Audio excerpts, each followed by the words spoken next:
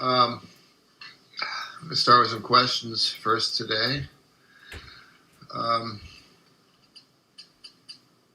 why the price difference between the different technologies? Um, well, I mean, the basic reason is the different materials costs are different. Uh, Polyurethane foam, the traditional foam, and questions.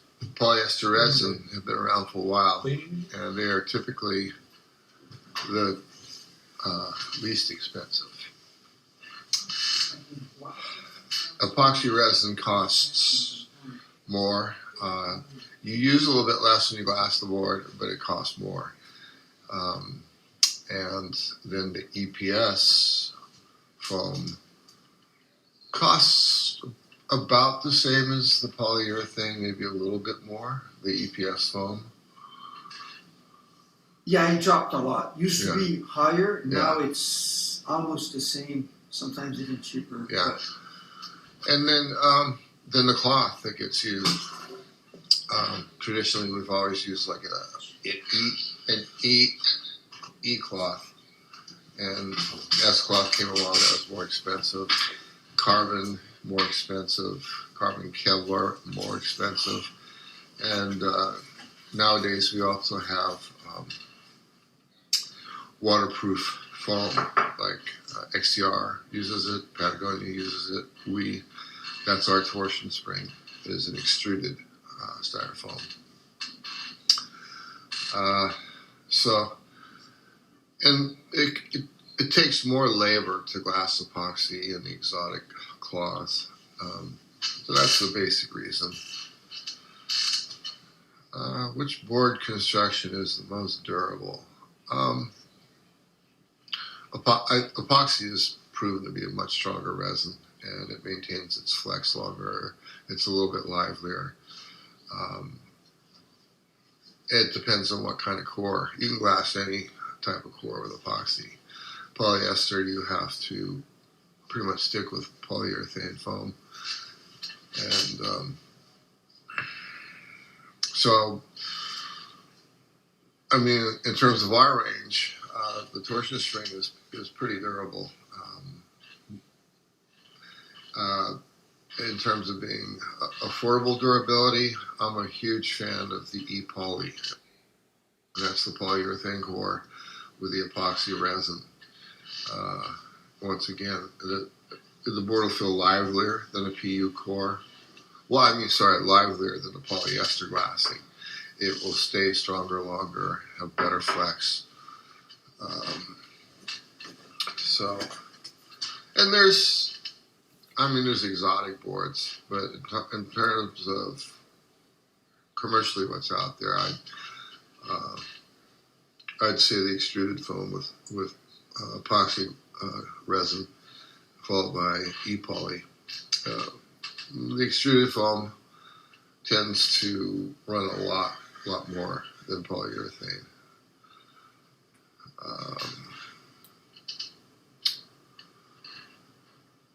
Which board construction do you prefer? Which board construction do you prefer shaping? Well, the polyurethane is, I don't know, it's been around a long time. We've all developed techniques to shape it, and I used to consider it the easiest. But as new polyurethanes have come on the market, it's the problems we used to have with Clark foam, like the soft spots and the gas bulbs and things like that. Those have pretty much been eliminated with the newer polyurethane foams. The EPS foam, when it first came out, was kind of a nightmare to shape. At first, if you're beginning, if you're early in your shaping career. And the beads used to tear out, and you had to kind of finish the board with different materials. I had a planer with a grit on the barrel instead of blades, and that really helped. And in fact, I ended up using it on polyurethane too. Yeah, it's like a 60-40 grit. It's on the barrel. Instead of blades, it's wrapped around the barrel. It's nice. It's quieter when you shape, and it cuts a lot cleaner.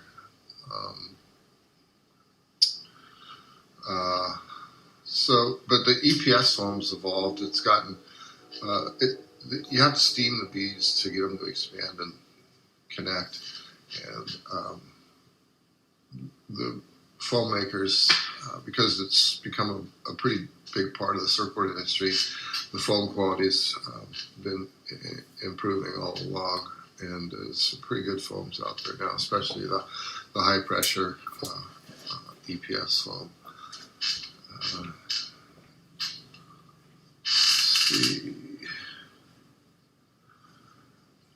Elan Elad, what do you think about ASIN boards? Did you ever shape one? My first board in late 1966 was a Carl Ekstrom asymmetrical. And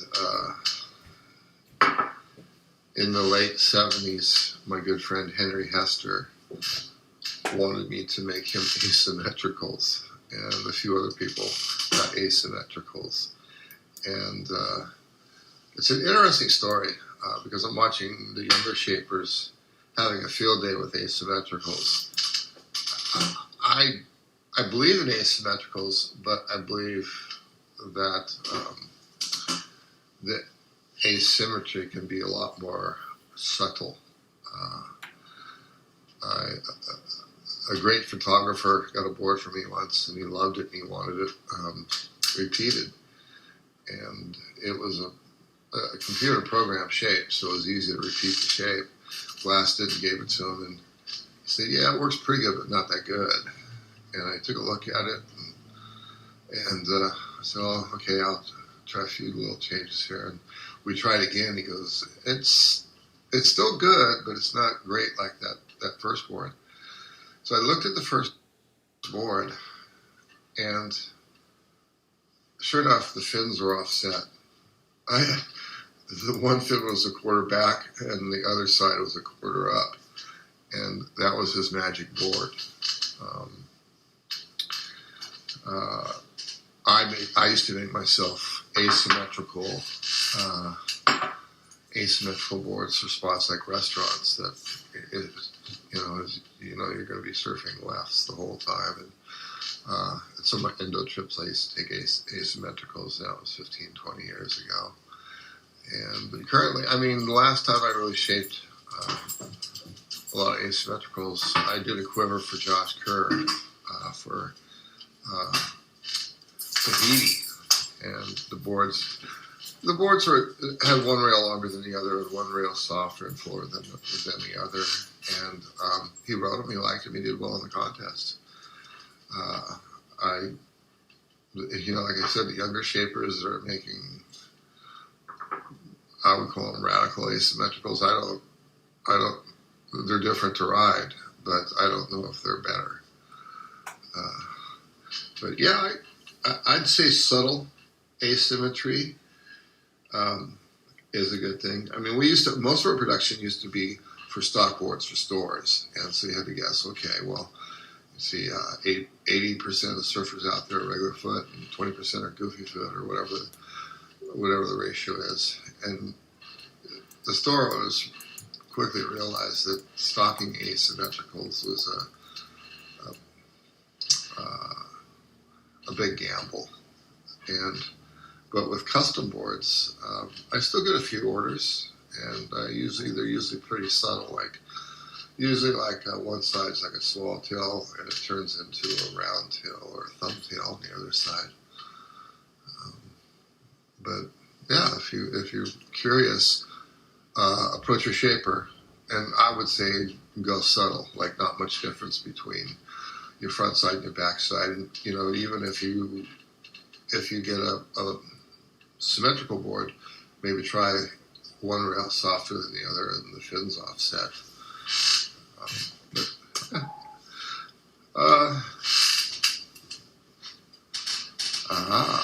Matthew Henson.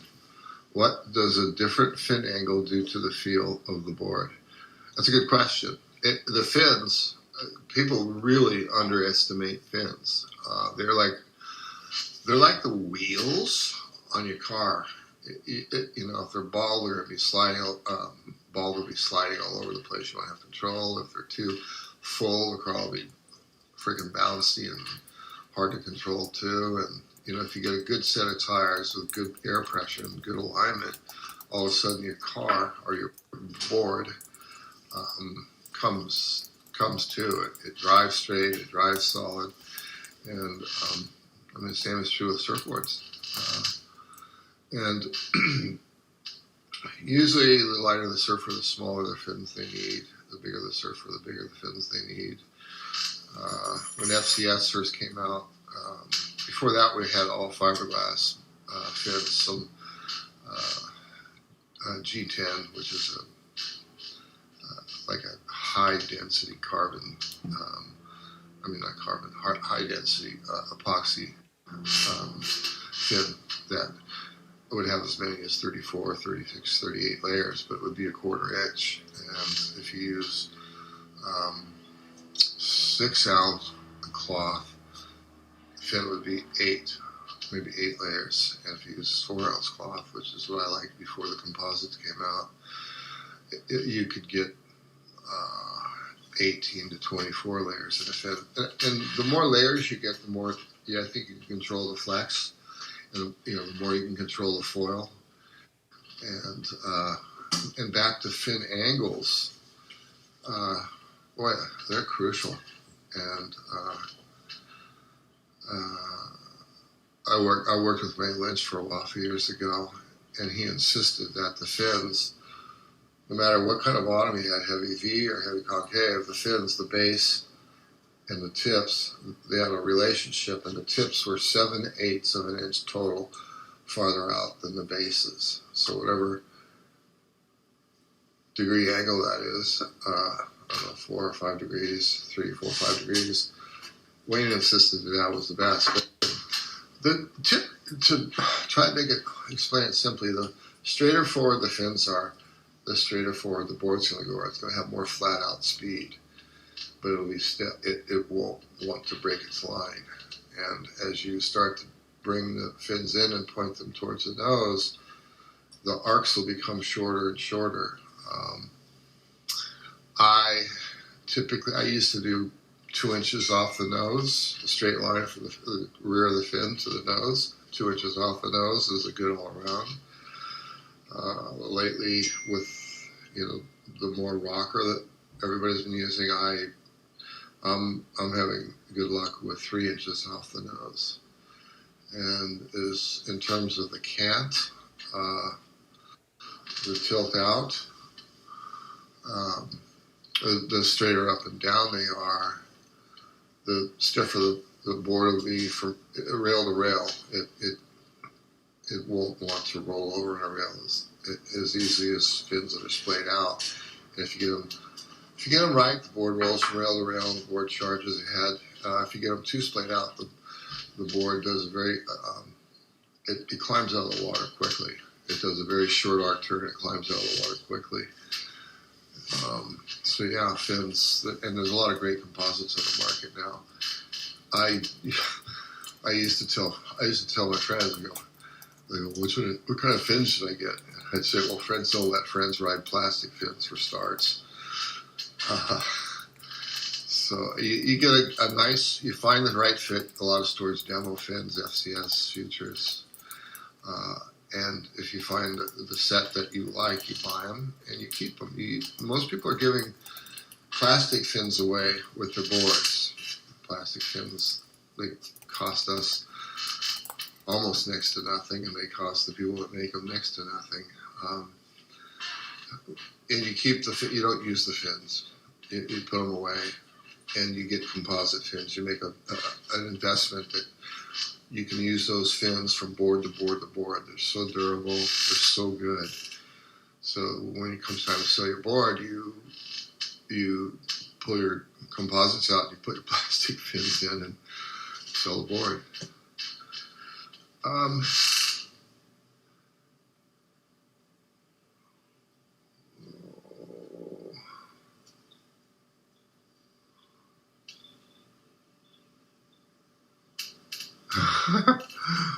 uh, how important is tail rocker and how to combine it with concaves? Well, last week I touched on volume slightly, and I really need to spend a lot more time on it. But all the elements of the surfboard are important. The balance of the outline, the balance of the foil, the amount of rocker, entry rocker, exit rocker, where the deepest point of concave is, your fins, the placement, what size fins you're using, and the surface area of the board. You can have two boards that were identical in every way, except one was an inch narrower or half inch narrower, and they would ride a lot different. So the tail rocker,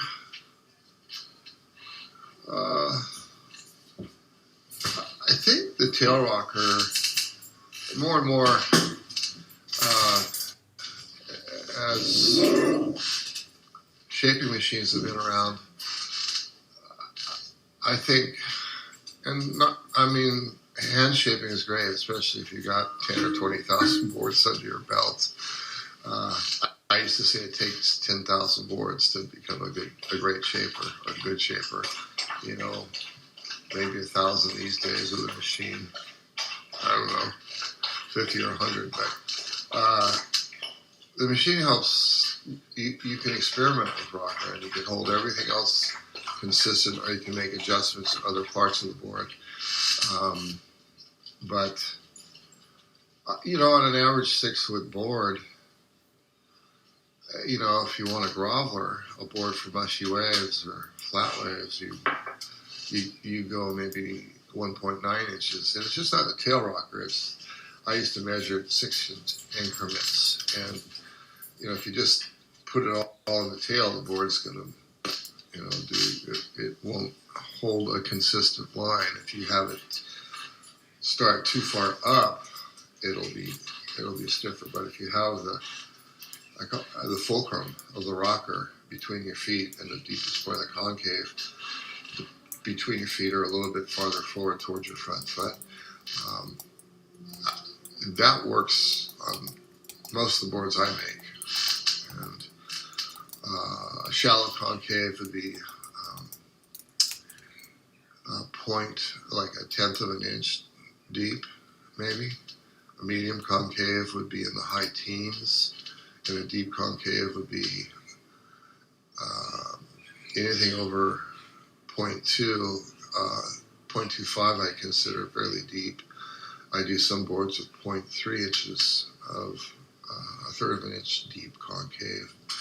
But most of the high-performance short boards, the concave helps generate lift. It helps create bite on the turns. The concaves run between 0.12 and 0.2. As you get into boards for bigger waves, the bottoms start to flatten out, and you get,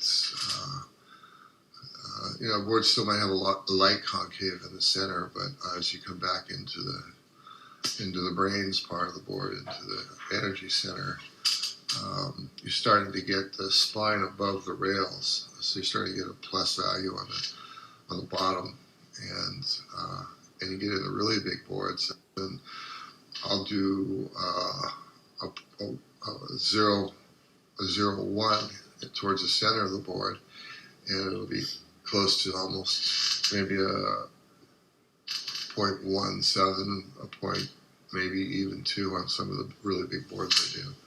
And that's because you have a much larger board, you have much more power, much more speed, and I don't think there's any. There might be a few shapers out there that use concaves and big wave boards, but they're too uncontrollable, and the V helps you connect one rail and connect it to the other rail in your turns, and it helps you put the board on rail a little bit easier. Okay, next question.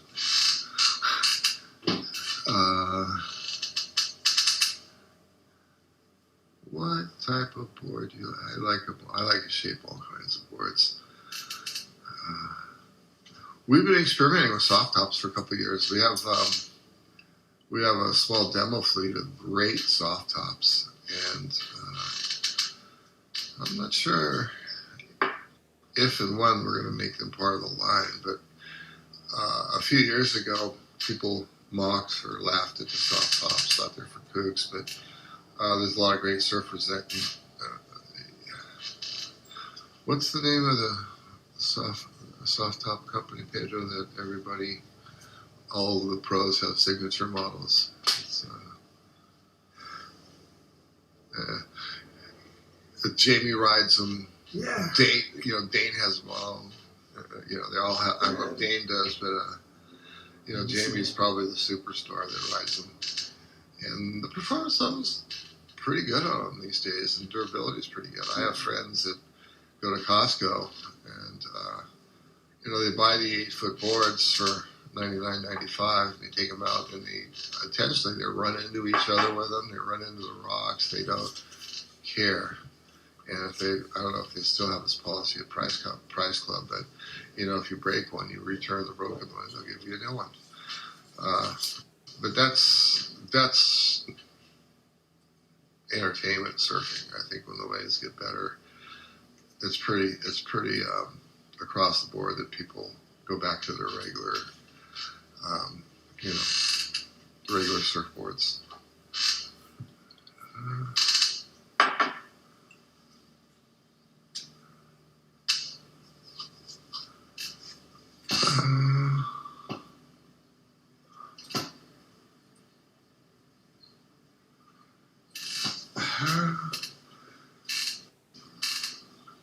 I've noticed that you set the rear fins in your quads closer to the center of the board than some other shapers.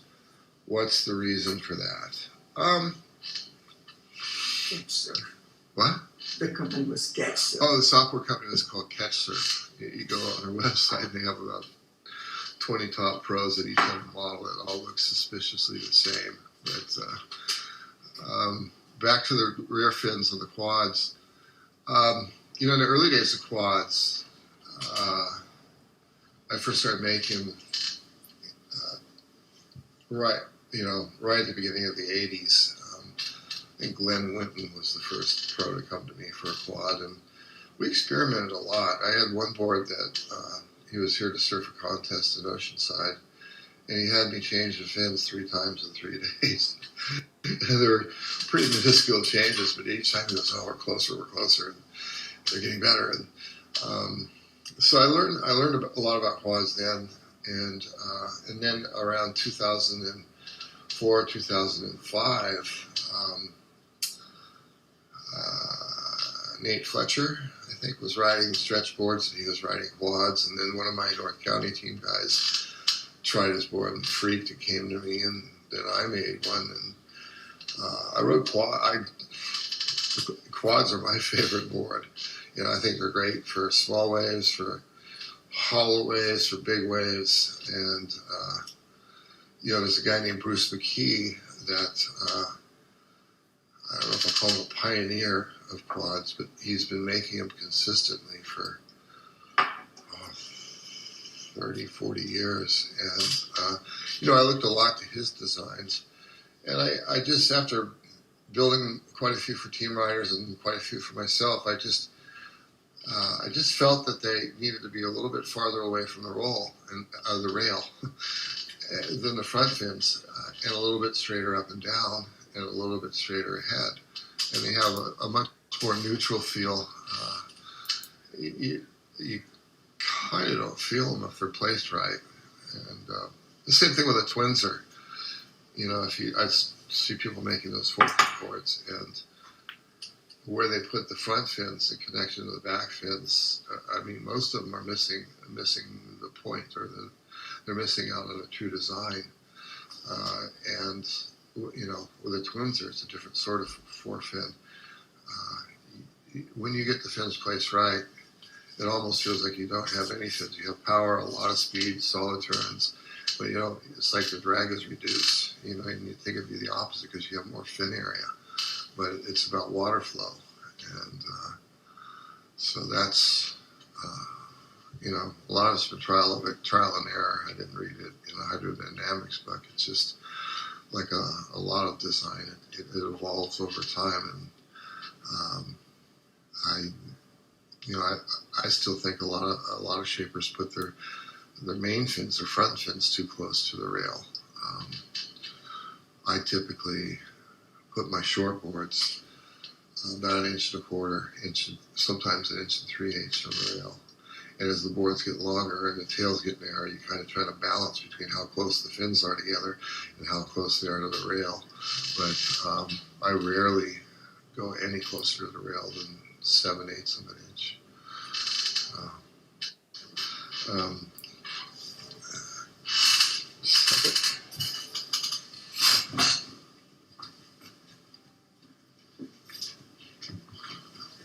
All right. Hello, Costa Rica. Phew.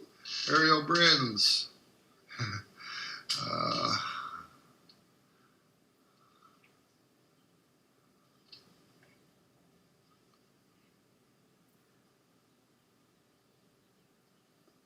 Yeah, excuse me, I'm just looking at different questions and comments.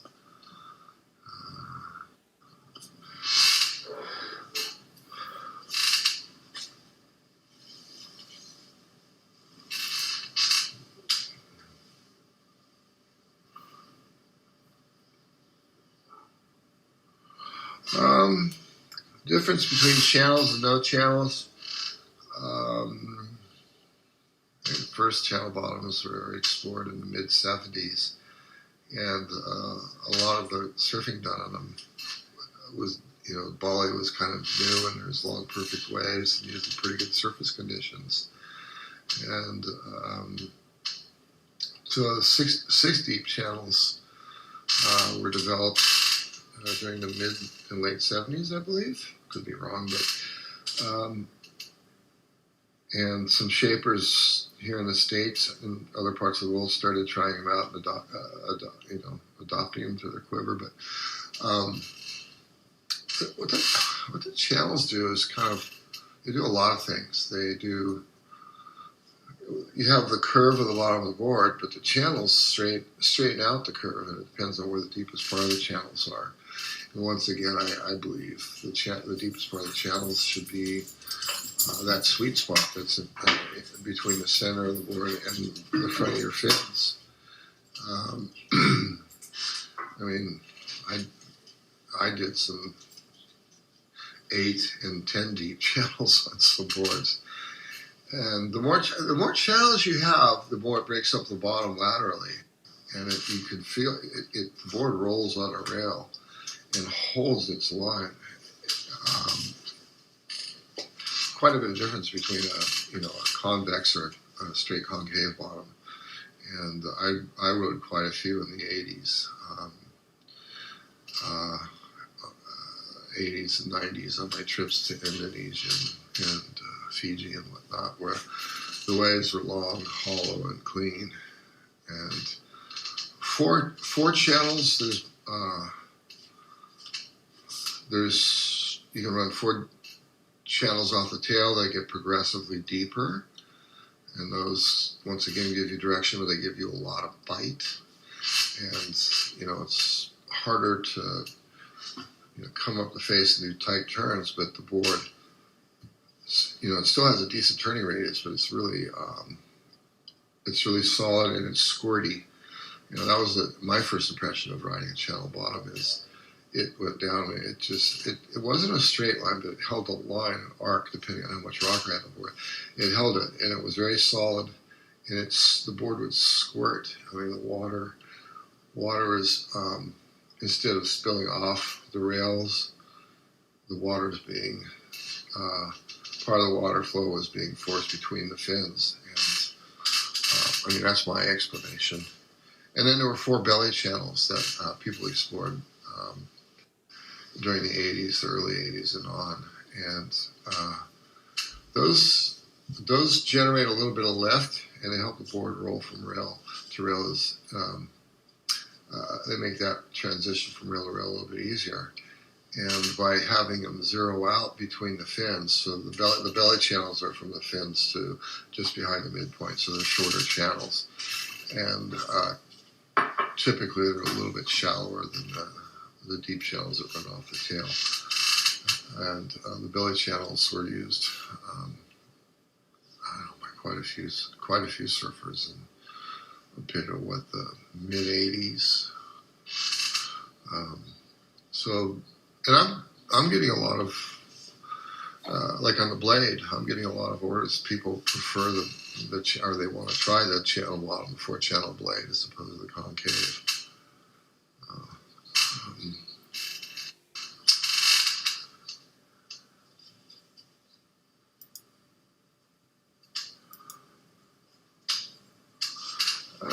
Question about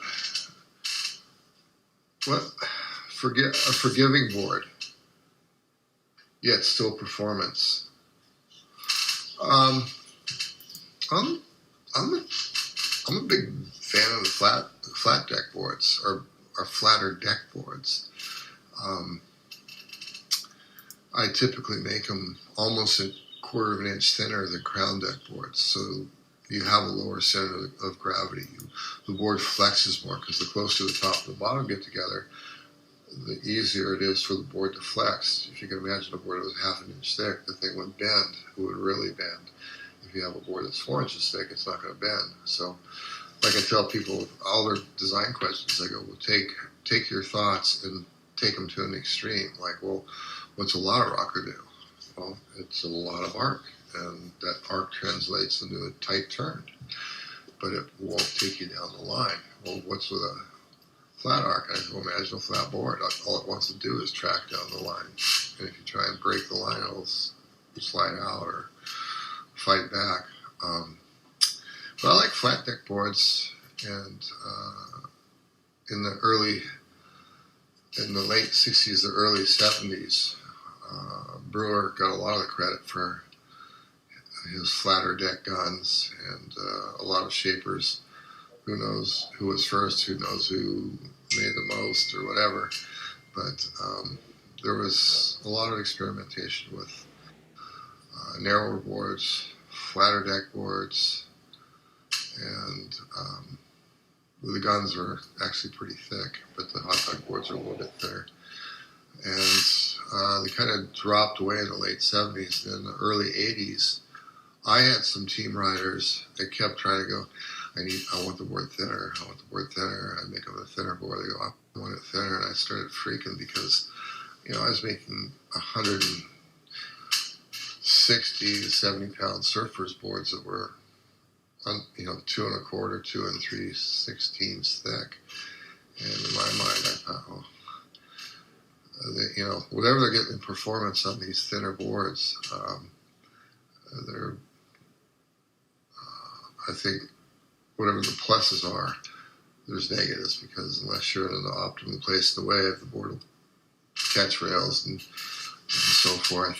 And so I started making the decks flatter again and the rails boxy, but my rails weren't boxy. They were flat deck in the bottom, and then they would come off the deck pretty abruptly, and the angle would go farther down the rail towards the apex. And in my mind, that bottom half of the rail, there was less volume than a crown deck board. The top half of the rail, there was more volume there, but the bottom half of the rail, there was less. And if you got the volume and you got the thickness right for the surfer, the boards would tip over and the rails would set, and they would come back out of the water as you unweighted a lot quicker than crown deck boards. And as the boards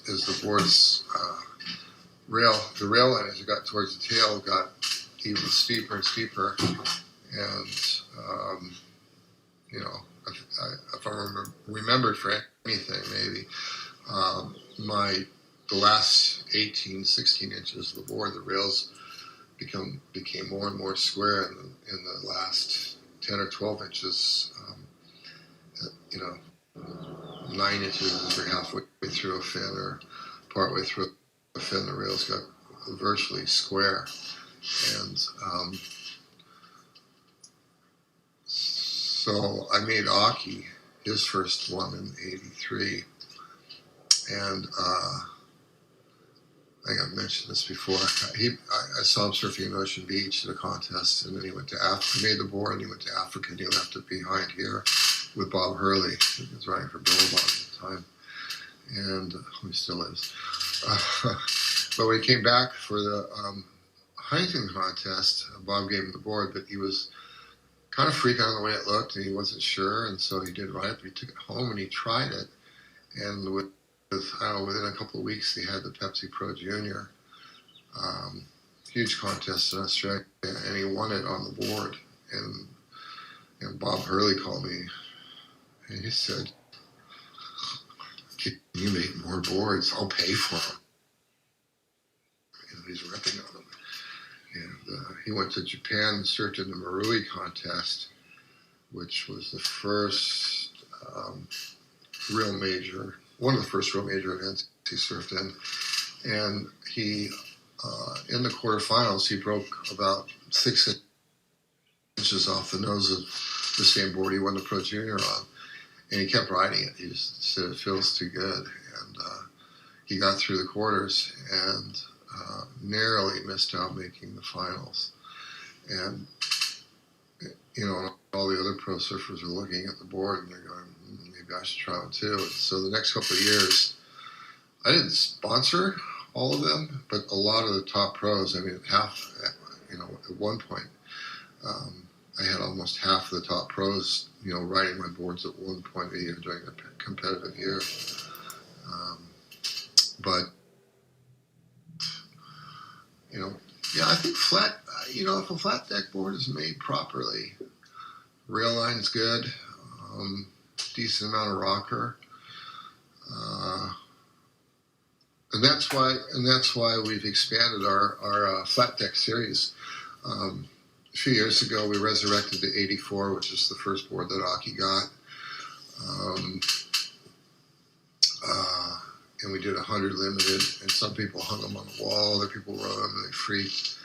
And so the next year we released the Blade, which is essentially the 84, but without the beak. I modernized the rock. I gave it a little bit more rocker, and I thinned out the front a bit, modernized it a little bit, and a lot of people that have gotten them have liked them. And they come in 4 channels, or they come in the concave. And a lot of people order 4-channel blades. And then years ago, I did some fun boards that the Modfish, and a couple of other roundish short boards that had flat or concave decks. And I think they would have done better these days because people were more focused on the high performance shortboard a few years ago, and now people realize that they can have a lot more fun on a shorter, wider board. And but so we introduced the Hatchet and the Shiv, which is basically the SD, which is the board I made for Dane Reynolds for the Stab contest a few years ago. I thought Dane surfed really well on the board. He was very vocal about the boards he didn't like, and he was pretty vocal about the handful of boards he liked. The only comment he had for me is he goes, "I don't know, man, the tail template's kind of trippy, but yeah, it rides pretty good." Anyways, it ended up becoming a very popular design, and I said, "Well, heck, why don't we put it on a flat deck?" And people are starting to discover it, and it's starting to become more and more popular. So there's the Hatchet and the Shiv, and then the 419 Fish, which is it's got some history in a traditional fish. The wider, I don't go 10 inches, I go about 8 or 9 inches, about 8 inches wide in the corner to corner. And a little bit fuller nose, lower rocker. But that board has a flat deck too, and people are really liking the Shiv and the 419, and they're starting to discover the hatchet too. So those three, plus the blade, plus the 84, and some of our older small weight boards all have flat decks. And I tend to think that the flat deck boards or the flatter deck boards, if they're made right, are very high performance, but yet very forgiving.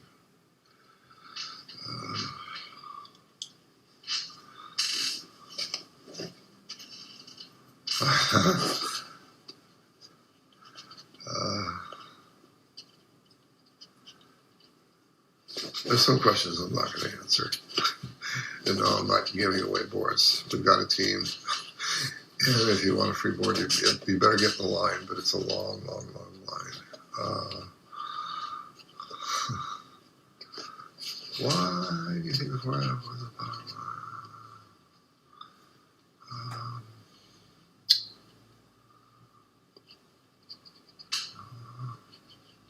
Danny Falco, yep, your board is getting ready to be shipped.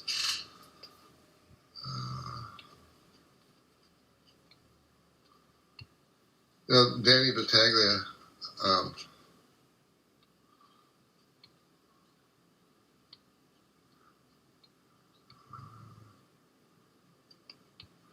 where's your question? Why do you think the 4F wasn't a popular model, or should I say not as popular? Every year we try to introduce 2, 3, 4, 5 new models, and a couple of performance short boards, a groveler, and then maybe a bigger fun board or something, and the 4F is a good board. It just, some boards just don't click. Like when I first made my son designed the Model 8, and he designed it several years ago. And when we first introduced it, it kind of had a lukewarm reception. But over time, I look at all the orders that I'm doing now, and the Model 8 is right at the top of the list. It's one of the more popular models right now. So sometimes it just takes a while for a board to catch on. I have an interesting story. I'm not sure if I told you yet about Josh Kerr. We sponsored him for 20 years, and he got a lot of boards. And towards the end of his sponsorship with us, he came to me one day. He called me one day. He goes, "I just wrote a board. It's so sick. It's insane." I go, "Well, who made it?" And he goes, "Well, you did." And I go, "How long ago?" And he goes, "Well, a couple of years ago. I didn't like the looks of it at first. So it's just been sitting in my garage, but I took it out today and the thing went off." So, even if you're a top pro surfer, sometimes you really can't tell how a board's going to go until you take it in the water. And, maybe the 4F will develop a following in the next year or two. Joe's a good friend. This is a good one. What? Width and thickness for volume. Or volume? Yeah. What's the relationship with thickness and width? What's the relationship between width, thickness, and volume? Generally, as boards get shorter and shorter, for lighter people, I think they need to become narrower and narrower, and thinner and thinner, and they're just shrunk down proportionately from, say, a Pro 6.2. If a Grom wants a 410, I have a kind of a formula that works. The Pro's board might be 18 5/8 by 2 1/4 or something like that, and the Grom's board will be 16 3/4, 16 1/2 by 1 3/4 to 1 7/8 inches thick. And the volume, it's important. for a younger surfer, developing surfer, if you look at the volume charts that I've done, younger surfers tend to ride really, really small boards, really light volume. And then as they start to get bigger, I believe their volume needs to go up disproportionately, only a few percentage points. But and in the boards, around in the high fives in the 6 foot range, there's all my boards are. I think I like try to shape for the most part pretty balanced foils, pretty balanced outlines, and pretty even flowing rockers.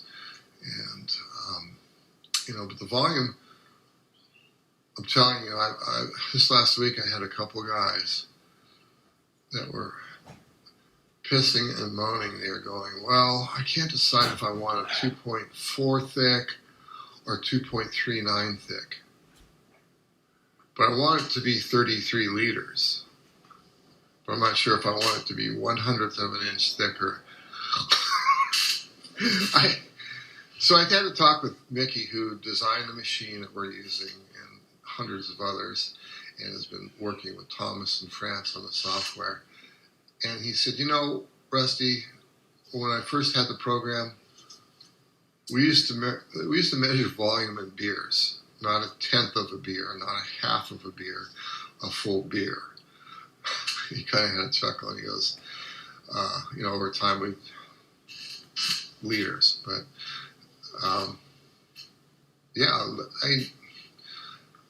I insist that the World's Top Pro might be able to tell the difference if a board is a half a liter thicker than the next board, maybe. The average surfer, no, that's a half a beer or half a cup of soda or whatever. You can't feel it. And guys that are freaking fussing over 1/10 of a liter, 2/10 of a liter, dude, that's a fucking very light piss. That's like you guys are so hung up on volume because virtually every surfboard builder's site, especially if they use machines, well, the hand shapers don't, but anyone that uses a machine has a volume calculator on their website or a volume chart, and we're all kind of similar in the average size, the volume for an average size person. But as the person shrinks or as they grow, we start to differ. But Mickey said, he goes, the volume? That's the least important thing.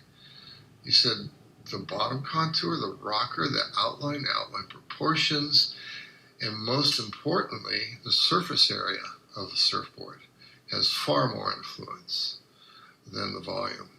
If I made you a 6'6" Blackbird for blacks and you ordered it 19.5 inches wide, and I said, you might want to try 19.25. The volume is only going to drop a couple of tenths of a liter, but you'll feel the difference more significantly. The board will roll over on a rail a lot quicker. It'll be a lot more sensitive from rail to rail. It'll hold turns better. So I've been preaching this for a long time. The volume is something to refer to. It is not the gospel. And I have so many beginning, intermediate surfers. These guys coming off an 8-foot soft top, and I want to get a 6-foot SD to take my surfing to the next level. And I just go, please listen to me. Try not to take more than 6 inches at a time. Because you won't. If you go from 8 foot to 6 foot, you'll have a hell of a time catching waves, so you won't have any fun, and you won't progress.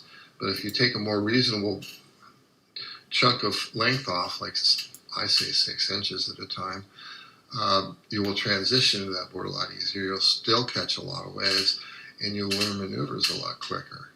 And I have people argue and argue and argue with me, and they finally cave in, and then after they get the board, even if I humor them and I go from 8 foot to 7 foot, they go, "Gosh, thanks. I don't know what I was thinking. If I couldn't ride a 6 foot board." So, yeah, that's about it. Maybe take one or two more questions. Does Rusty usually glass a Blackbird with more layers than other boards? That's a good question. I mean, most of the high performance short boards and even the high performance fun boards, we typically use all 4 ounce, and that's because you want to keep the board light. You want to keep the flex there. But as you make step ups and boards for bigger waves, you need more cloth and you need more wood to keep the boards from snapping. You can glass a 610 Blackbird all 4 ounce and with an 1/8 inch stringer, but probably wouldn't live that long. If you're lucky, it will, but probably not. As we get into boards in the 7 foot range, I'm going 6 and 4 on top and 6 on bottom usually with 3/8, like 3/16 to a quarter. And I like ply. I like plywood. I've used various types of ply, especially in my guns, for decades. And the reason is you have different pieces. You have wood with different grains, and the more layers that you put together, the stronger it's going to be. And we get into the guns, and I have. There might be a few other gun builders out there, but my theory is, as you get into a longer board, you want the balance shifted down towards the bottom, and you're not catching as many waves. You might catch 2 or 3 waves in a 2-hour session, 3-hour session, so you're not denting the deck up as much. So I'll put 3 layers of 6 ounce on the bottom of a 9 foot gun, and then I'll put 2 layers of 6 ounce on the deck. And I think too, there's an argument for having a little bit more cloth on the bottom is actually strength, just because of the way the board is built, the curve and the load. So yeah, and then there's the different types of cloths. There's several different types. The E-weave is the most common production glass. Yeah, we use S, E, and S is a little bit more. D. And E, D, and S. S cloth has got a little bit tighter weave and a little bit flatter weave. It tends to hold less resin, and it tends to be a little bit stronger than the E. But yeah, the cloth is important too, the build of the board. It's not the volume, guys. Have mercy on me, trust me. All right. Good day, everybody. You have a good night or a good day wherever you are in the world, and thanks for checking in. Take care.